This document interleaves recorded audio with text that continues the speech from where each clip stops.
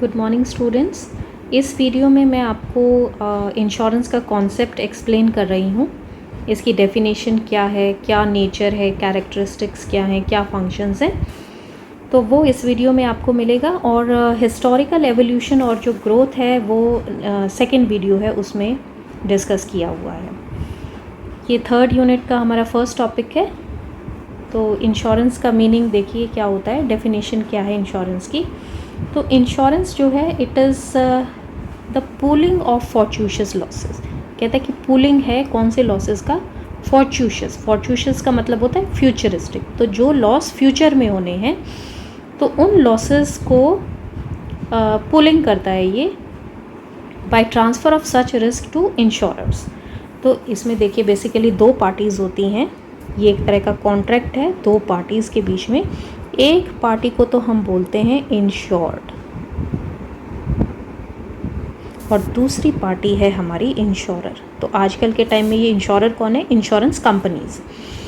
तो जिस भी इंडिविजुअल को कोई रिस्क हो सकता है, इंडिविजुअल हो सकती है, कोई कंपनी हो सकती है, बिजनेस हाउसेस हो सकते हैं, तो रिस्क फेसिंग जो पर्सन है तो वो हमारा होता है ए, दैट इज़ इंश्योर्ड, जिसको कि इंश्योरेंस चाहिए है, और बी हमारी पार्टी है जो कि इंश्योरेंस दे रही है।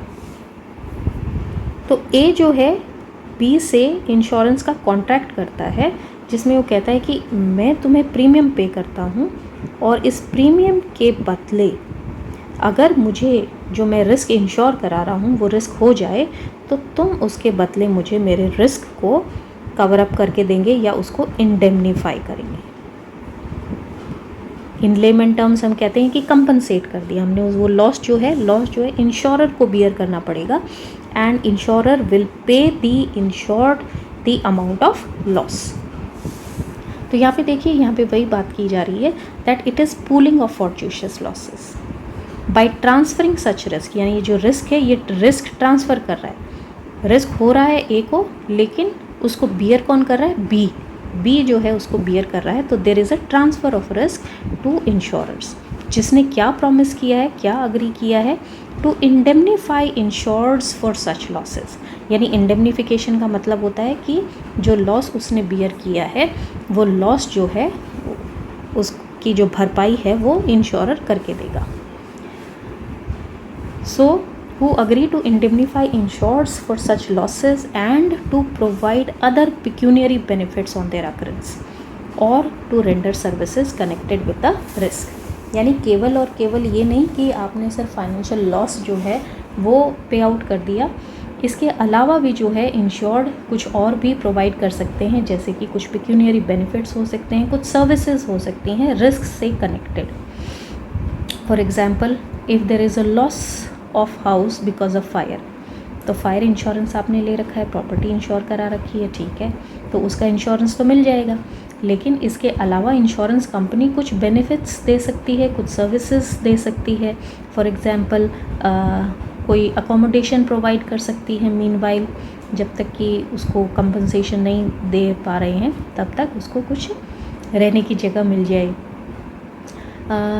कुछ सर्विसेज इस तरह की भी दे सकते हैं कि आप प्रिवेंट कैसे करेंगे लॉसेस को होने से।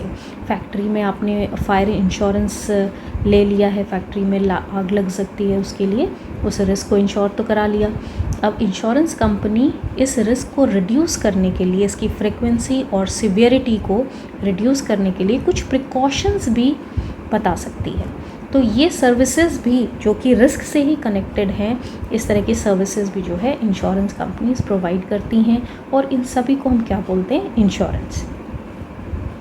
एक और डेफिनेशन है इंश्योरेंस की, that it is a contract, जो मैंने अभी आपको एक्सप्लेन किया कि ये क्या है, दो पार्टीज़ के बीच में एक कॉन्ट्रैक्ट है जिसमें एक पार्टी, जिसको कि हम इंश्योर्ड कहते हैं, वो एक सर्टेन अमाउंट ऑफ मनी देता है प्रीमियम की फॉर्म में दूसरी पार्टी को, जो कि दूसरी पार्टी कौन सी है, इंश्योरर।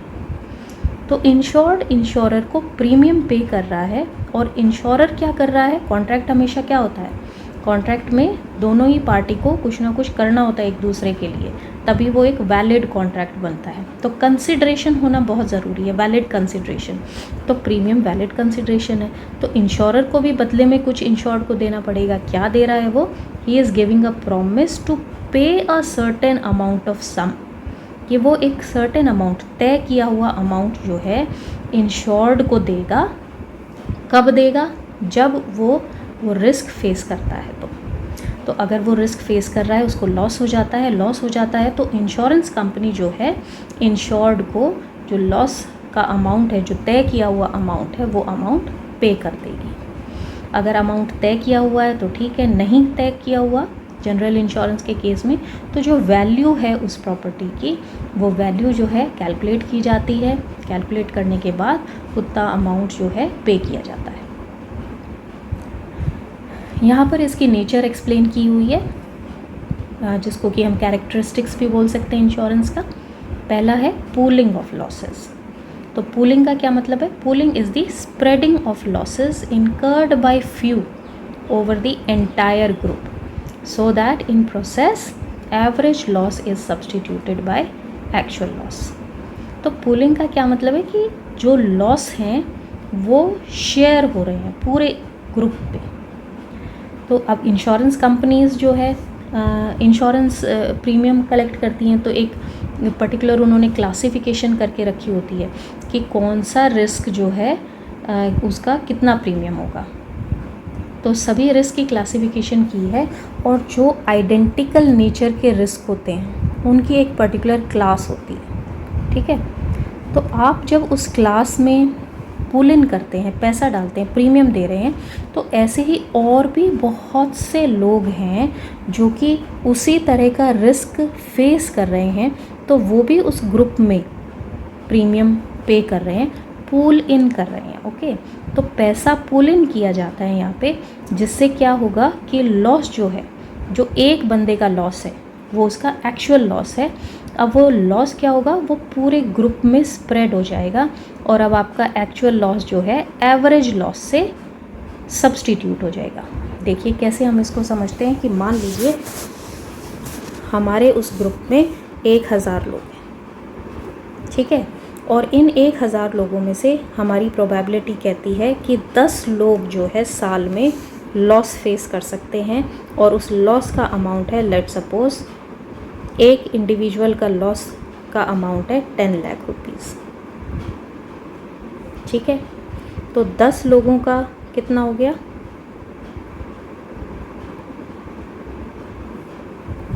इतना अमाउंट का लॉस हो गया 10 पीपल के लिए। तो अब 1000 लोग अगर इसमें कंट्रीब्यूट कर रहे हैं, तो इसको 1000 एक्चुअल लॉस को हम डिवाइड कर देते हैं, पूरे लोगों में स्प्रेड करेंगे ना, टोटल लॉस इतना है, और अगर ये 1000 पीपल में स्प्रेड हो जाता है तो पर इंडिविजुअल कितना लॉस आया, 10,000। तो एक इंडिविजुअल का एक्चुअल लॉस है 10 लाख, लेकिन अब हर एक इंडिविजुअल का कितना लॉस है, एवरेज लॉस है 10,000। So that is the concept of sharing of losses, कि इसमें जो है आपका एक्चुअल लॉस वो रिप्लेस हो जाता है एवरेज लॉस से। अब चाहे आपको लॉस हुआ है या नहीं हुआ, 10 लाख रुपीज़ का लॉस हुआ हो या ना हुआ हो, आपके 10,000 रुपये लग गए हैं, 10,000 तो आपका चला गया अमाउंट। तो अगर लॉस हो जाता है तो आपको 10 लाख रुपीज़ मिल जाएंगे, ये 10,000 तो आपने पे कर ही रखे हैं। नहीं भी होता लॉस तो भी ये 10,000 अमाउंट तो आपका लॉस हो ही गया। तो आपका लॉस एक तरह से लिमिट हो गया कितने अमाउंट तक, 10,000 रुपीज़ तक। So pooling implies sharing of losses, one thing.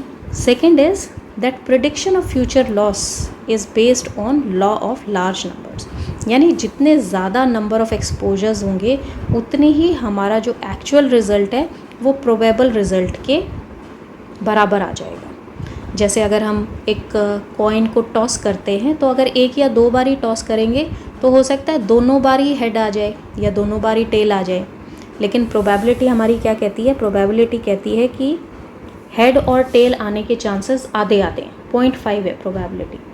तो अगर हम नंबर ऑफ़ रेपिटेशंस इंक्रीज़ करते हैं, यानी 100 बार अगर टॉस करें, तो फिर देखेंगे कि हमारे ऑलमोस्ट 50 के करीब, तो ऑलमोस्ट ज़रूरी नहीं है कि 100% 50 ही हेड होंगे और 50 ही टेल होंगे, लेकिन 45 या 49, 47 हेड मिलेंगे, टेल मिलेंगे। तो यानी प्रोबेबल लॉ जो प्रोबेबिलिटी है, प्रोबेबल रिज़ल्ट है, उसके आसपास ही मिलेगा हमारा एक्चुअल रिज़ल्ट जब नंबर ऑफ़ एक्सपोजर्स ज़्यादा होंगे। लॉ ऑफ लार्ज नंबर जो है, यानी इंश्योरेंस जो है लार्ज नंबर पे ही वर्क करता है। यानी अगर ये ग्रुप में 10,000 की जगह 1,000 की जगह अगर 10,000 पीपल हो जाएं तो अब पर इंडिविजुअल लॉस रिड्यूस होके 1,000 हो जाएगा। लेकिन अगर ये 1,000 की जगह 10 ही लोग रह जाएं तो लॉस बढ़ जाएगा। यानी प्रीमियम अमाउंट जो है वो डिपेंड करता है कि हमारा ग्रुप कितना छोटा या कितना बड़ा है। अगर ग्रुप छोटा है तो प्रीमियम ज़्यादा पे करना पड़ेगा, और अगर ग्रुप बड़ा है, लार्ज है, तो प्रीमियम उतना ही कम हो जाएगा। पर इंडिविजुअल प्रीमियम अमाउंट रिड्यूस हो जाता है। तो इंश्योरेंस का मतलब ही वो है कि हमारा कम से कम खर्चे में हमारा रिस्क जो है रिड्यूस कवर अप हो जाए, इंश्योर हो जाए। तो वो तभी पॉसिबल है जब ज़्यादा से ज़्यादा लोग जो हैं पूल इन करें उसमें। सेकंड जो नेचर है इसकी वो है पेमेंट ऑफ फॉर्च्यूशियस लॉसेस होता है यहाँ पे। यानी ये जो लॉसेस हैं ये फ्यूचरिस्टिक नेचर के हैं। तो जो लॉस हो चुका है उसका इंश्योरेंस नहीं हो सकता। फर्दर ये लॉसेस कैसे होने चाहिए? अनफोर्सीन, अनएक्सपेक्टेड होने चाहिए, यानी एक तरह से एक्सीडेंटल नेचर के होने चाहिए। जिन लॉसेस का हमें मालूम है कि ये तो होंगे ही या होना ही वाला है। फॉर एग्ज़ाम्पल आपने अभी अपना मेडिकल टेस्ट कराया, मेडिकल टेस्ट कराकर पता चला हो ये तो इस तरह की सीरियस प्रॉब्लम हो गई है, लाइफ एक्सपेक्टेंसी कम हो गई है, तो अब अगर इंश्योरेंस लेने जाएंगे तो इंश्योरेंस नहीं मिलेगा। बिकॉज़ अब जो एक्सपेक्टेशन है लॉस की वो इंक्रीज़ हो गई है। अब एक्सपेक्टेड है कि अब लॉस तो हो सकता है, लाइफ का लॉस हो सकता है, तो इंश्योरेंस नहीं मिलेगा। इंश्योरेंस मिलेगा सिर्फ उन केसेस में जो लॉसेस हमारे futuristic, unforeseen, unexpected, accidental nature के लॉसेस होने चाहिए। यानी जो रिस्क है या जो लॉस है which is occurring as a result of chance. Third जो इसका कैरेक्टरिस्टिक है दैट इज़ रिस्क ट्रांसफ़र। यानी इसमें जो है मैंने आपको बताया रिस्क जो है इंश्योर्ड से इंश्योरर की तरफ रिस्क हो जाता है। एक्चुअली रिस्क तो पार्टी ए को थी, ठीक है, लेकिन उसने क्या किया? इंश्योरेंस ले लिया तो अब उसने अपना रिस्क जो है वो ट्रांसफ़र कर दिया इंश्योरेंस कंपनी के ऊपर। तो इंश्योरेंस कंपनी जो है या ऐसे बंदे पे हम रिस्क ट्रांसफ़र करते हैं जो कि एक बेटर पोजीशन में है, बेटर फाइनेंशियल पोजीशन में है लॉस को रीपे करने की देन दी इंश्योर्ड। अगर इंश्योर्ड ही बेटर पोजीशन में है तो उसको इंश्योरेंस खरीदने की ज़रूरत ही नहीं है। फिर क्यों वो बेकार में औरों के लॉसेस को भी कंपनसेट कर रहा है bye paying the premiums unnecessarily. तो अगर उसी की फाइनेंशियल पोजीशन बेटर है और वो खुद ही उसको इंश्योर कर सकता है या रिस्क को बियर कर सकता है तो सेल्फ इंश्योरेंस किया जा सकता है। So where the insured is not in a good position to pay the loss, so it is always advisable to transfer the risk to a person which is typically in a stronger financial position than himself. यहाँ पे हम कह रहे हैं कि pure risk transfer करते हैं, यानी स्पेकुलेटिव रिस्क। ये हम ऑलरेडी फर्स्ट सेकेंड यूनिट में डिस्कस कर चुके हैं कि क्या होते हैं, प्योर रिस्क क्या होता है और स्पेकुलेटिव रिस्क क्या होते हैं और एंटरप्राइज रिस्क मैनेजमेंट कैसे किया जाता है। तो यहाँ पर जो है इंश्योरेंस के केस में only pure risk is transferred, यानी जो स्पेकुलेटिव रिस्क होंगे उनका इंश्योरेंस नहीं होगा। Then is indemnification. इंडेमनिफिकेशन का मतलब है कि इंश्योर्ड को वापस उसी पोजीशन पे लेके आना, उसी फाइनेंशियल पोजीशन पे लेके आना जो कि वो एंजॉय कर रहा था लॉस के होने से पहले। एग्जैक्ट सेम पोजीशन पे आएगा ऐसा ज़रूरी नहीं है, but approximately same financial position is restored by paying the amount of loss। तो ये जो है ये कैलकुलेट किया जाता है कि कितने अमाउंट का लॉस हुआ है और उस कैलकुलेशन के बेसिस पे उसको पे किया जाता है। तो इंडेमनिफिकेशन होती है। तो ये कोई प्रॉफिट मेकिंग टूल नहीं है।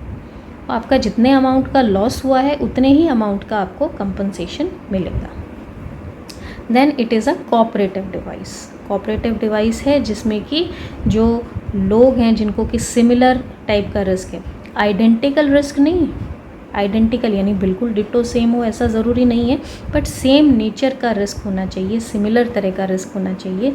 तो ऐसे लोगों को वॉलंटरली यानी अपनी इच्छा से वो लोग इंश्योरेंस लेते हैं तो ऐसे ग्रुप ऑफ पर्सन्स को लेके आया जाता है और इस डिवाइस को यूज़ करते हैं. So that's why it is called a cooperative device. तो ये वॉलंटरली है, वो अपने बेनिफिट के लिए सारा करते हैं. तो कोऑपरेटिव डिवाइस है insurance. Then these are the functions of insurance. तो फंक्शंस क्या क्या है, इंश्योरेंस क्यों लेना है. तो सबसे इम्पॉर्टेंट इसका जो फंक्शन है that is reduction of worry and fear.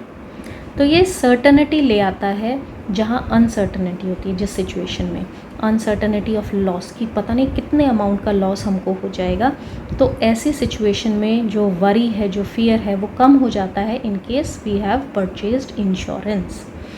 तो मैंने जैसे बताया कि इस केस में देखिए कि यहाँ पर हमें 10 लाख रुपीज़ का लॉस हो सकता था, लेकिन अब वो रिड्यूस होकर कितना हो गया, 10,000. अब इतने अमाउंट की तो श्योरिटी है कि भाई जो पैसा अगर लॉस नहीं होता है तो जो अमाउंट का लॉस होगा तो दैट इज़ ओनली 10,000 रुपीज़. इससे ज़्यादा का नहीं हो सकता. तो प्रीमियम अमाउंट पर लिमिट होकर रह जाता है हमारे रिस्क का अमाउंट. तो हमारी फियर जो है, हमारी जो चिंता है वो कम हो जाती है कि चलो अगर रिस्क हो भी जाएगा तो we will be paid the amount of loss. तो यहाँ पे सिर्फ और सिर्फ इंडेमनिफिकेशन ऑफ लॉस होता है. इंडेमनिफिकेशन यानी कि जो एक्चुअल अमाउंट का लॉस है, जितना एक्चुअल लॉस हुआ है सिर्फ वही पे किया जाएगा. प्रॉफिट नहीं करके दिया जाएगा कि आपकी पुरानी गाड़ी थी और पुरानी के बदले नई गाड़ी के पैसे मिल गए, ऐसा नहीं होगा. तो पुरानी गाड़ी का जितनी वैल्यू है, चाहे आपने वो 10 लाख रुपए की ख़रीदी थी लेकिन आज की डेट में उसकी वैल्यू सिर्फ मार्केट में 50,000 रह गई थी, तो आपको 50,000 रुपये ही मिलेंगे, उससे ज़्यादा नहीं मिलेंगे. तो इंडेमनिफिकेशन करता है ये लॉस का. Protection, protection in the sense कि ये जो है प्रोटेक्ट करेगा लॉस से, आपको फ़ायदा करके नहीं देगा. Then is risk sharing. Obviously मैंने कहा कि यहाँ पर पूलिंग ऑफ लॉसेस हो रहा है. पूलिंग ऑफ लॉस का मतलब क्या है कि हम अपने रिस्क को शेयर कर रहे हैं within that group. Then assist in capital formation. तो क्योंकि इतने सारे लोग उसमें पुल इन कर रहे हैं, कंपनी के पास इतना पैसा आ जाता है, खासकर लाइफ इंश्योरेंस कंपनीज़ के पास, तो वो उस मनी को फर्दर यूटिलाइज कर सकती हैं to do some investments. Then prevention of loss. तो ना केवल ये हमको लॉस इंडेमनीफाई करके देती हैं, लॉस की फ्रीक्वेंसी और सिवियरिटी को रिड्यूस करने में भी हेल्प करती हैं, क्योंकि insurance companies they are very specialized in this risk business. तो कैसे रिस्क हो सकता है और उसको कैसे कम किया जा सकता है, उसकी टेक्निक्स भी वो शेयर कर सकती हैं अपने इंश्योर्ड्स के साथ, और वो उन टिप्स को यूज़ करके अपने रिस्क को रिड्यूस कर सकते हैं. एनहांसमेंट ऑफ क्रेडिट, यानी जब हमको ऑलरेडी हमने अपना रिस्क इंश्योर करा लिया है, तो रिस्क जब इंश्योर हो गया तो we can do business in a more you can say, जिसमें हम ज़्यादा दिलेरी के साथ बिज़नेस कर सकते हैं, क्योंकि ऑलरेडी जो चिंता है वो हमारी ख़त्म हो चुकी है. बैकअप किसी और ने ले लिया है कि अगर घाटा हो जाता है तो चलिए लॉस जो है, लॉस प्रॉफिट वो बिज़नेस वाला लॉस नहीं, लॉस ड्यू टू अनफोर्सिएबल सर्कमस्टांसेस. ठीक है, तो एक्सीडेंटल नेचर के जो होते हैं, तो उन लॉसेस से अगर बच जाते हैं तो we can enhance our credit, यानी हम और ज़्यादा जो है बिज़नेस को बढ़ा सकते हैं, रिस्क ले सकते हैं. तो जब हमें मालूम है कि हमारा ऑलरेडी रिस्क कवर हो जाएगा, तो so there will be enhancement of credit. Next is evolution of insurance. इसको मैं नेक्स्ट वीडियो में एक्सप्लेन कर रही हूँ, तो वहाँ से आप इसको स्टडी कर सकते हैं. तो इसमें सिर्फ इतना ही regard up to the functions of insurance. Thank you.